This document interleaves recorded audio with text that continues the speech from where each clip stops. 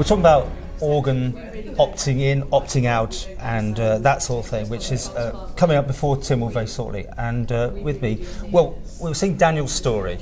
Mum, we've talked to you in the past when you opened up that special area up at Nobles for that sort of thing. You read out this story, and it moved everyone in this room. It moves me now just thinking about it. And this is what the whole thing's about. It's about bringing experience you've had, losing your son, but gaining other lives out of it. Yeah. You know, how do you sum it up even? I mean, organ donation saves lives. Daniel's death saved 4 other people because Dad and I agreed to donate his organs. 12 years on, we've still got that comfort. As you saw when I was speaking, obviously, I still... You emotionally had... everyone else? Okay. It chokes me, I struggle, and that's why I explained to everyone I was going to have to read it. I could do it off the cuff, but I could tell you, minute, hour by hour, what happened in those sort of 29 hours. So I don't go too difficult for you here, but I mean, that's obviously a very troubling time, as you said already, but you had to be consulted and asked that opinion about what to do. Yeah. And how to deal with that sort of question at that time. When we were asked, it was, I don't know, it was, when I look back on it and we were asked, and the way we were asked, it was so respectful and kind when we were asked by 2 lovely nurses. Like I've always said, we hadn't talked about it with Daniel. I wish we had. I would say 99% certain that Daniel would have said yes. That's the sort of caring lad he was. So we had to make that, decision for him, and it did feel natural. Looking back, I suppose, you're in this horrible state of shock. In some ways it's somebody else that's sitting there being asked that question, but luckily, his dad and I both sort of just looked at each other and said yes. The change in the law, you must think this is obviously the right thing to do, and I think most people have said that anyway, haven't they? It seems like a long time coming almost. For me, the law is good, and hopefully what it's going to do, it's going to make people talk.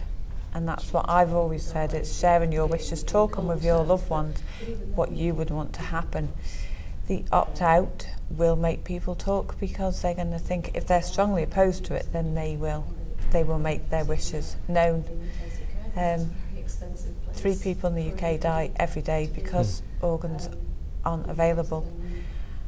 And that is, like I said in my talk, it's somebody's son, daughter, mum, dad, husband, wife. And it's just so important that you share your wishes with your loved ones. Well, you've made, we've been seeing some clips of your son, and that's from a video that you've got out there, and we're going to put the whole thing up as well on here. Things like that bring it home, I think, to everybody, doesn't it? I mean, just what you went through, life after death, that sort of thing. I think, for me, I have so much positivity about the way that Daniel was treated, the whole time during his treatment. His dad and I watched the doctors fight to save his life. They did everything, and everything that they did, they talked to us about, they explained it. It was never done in front of Daniel. We were taken away from him to discuss it, and I know everything was done to save him. So when we were told that he had gone, it wasn't that we thought, well, you should have done that. So it was, we know everything was done. People should talk about this, right? Yeah. Share your wishes with your loved one. It's a hard conversation to have because no one wants to think that they're going to die. No one thinks they're going to ever need a transplant either. It's not just the organ donation, it's that, will I ever need a transplant? If I need a transplant or my loved one, you would hope, like when that there would be an organ there to save you. You need to talk about it. Just have that conversation with your loved one and make your wishes known. So there's no confusion. And if you've had that conversation, you go onto the National Register and log your wishes on there, and become an organ donor, or you opt out. Those options are, are there for you.